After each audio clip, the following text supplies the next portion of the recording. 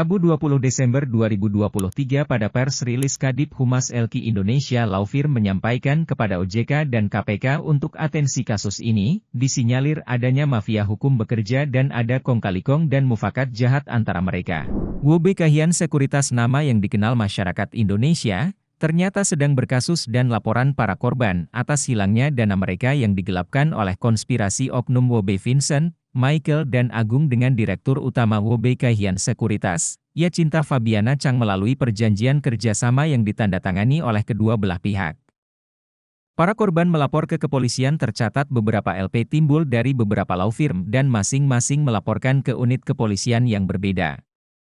Elki Indonesia Law Firm melapor ke Mabes dan LP dilimpah ke Polda Metro Jaya dan law firm lain. LP mereka diproses di Mabes Tipideksus, Subdit 2 dan Subdit 5. Beredar kabar bahwa WB Kahian Sekuritas akan membuka blokiran rekening penampungan uang yang digelapkan dan akan dibagikan ke pihak tertentu. Kadif Humas Elki Indonesia Law Firm, Bambang Hartono, SH, MH dalam keterangan persnya, kami dapat info bahwa korban WB Kahian Sekuritas yang diproses di unit 5 akan dibayarkan full kerugian sejumlah 30 miliar sedangkan korban yang melapor di Subdit 2 dan Polda Metro Jaya belum ada kejelasan penyelesaian. Disinyalir ada dugaan mafia hukum bermain, mengingat lawyer Lukas, SH yang dipakai oleh WB Kahian Sekuritas diketahui pernah divonis bersalah dalam kasus tipikor menangani kasus Edi Sindoro. Keanehan adalah kenapa yang diselesaikan hanya korban yang diproses di Subdit 5.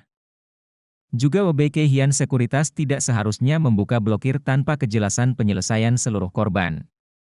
Tolong OJK dan KPK atensi kasus ini, disinyalir mafia hukum bekerja dan ada kong kali kong dan mufakat jahat antara mereka.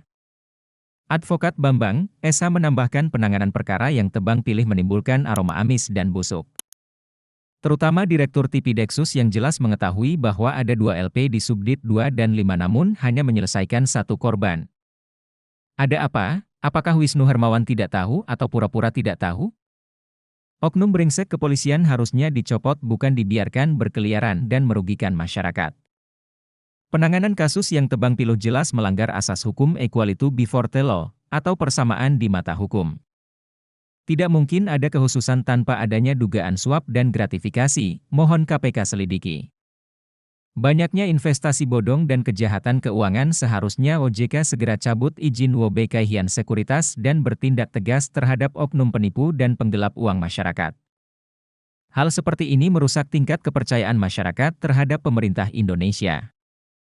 Yacinta Fabiana Chang tahu bahwa korban WB Kahian banyak, tapi dengan sengaja melepaskan blokir tanpa kejelasan penyelesaian. Tentunya hal ini patut dipertanyakan, keterlibatan Yacinta selaku penandatangan perjanjian kerjasama dengan oknum Vincent, Michael dan Agung.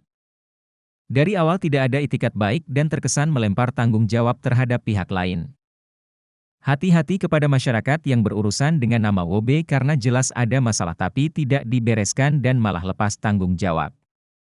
Dipakailah lawyer yang punya catatan hitam tipikor untuk mengkondisikan dengan aparat kepolisian. Tutup Advokat Bambang Hartono.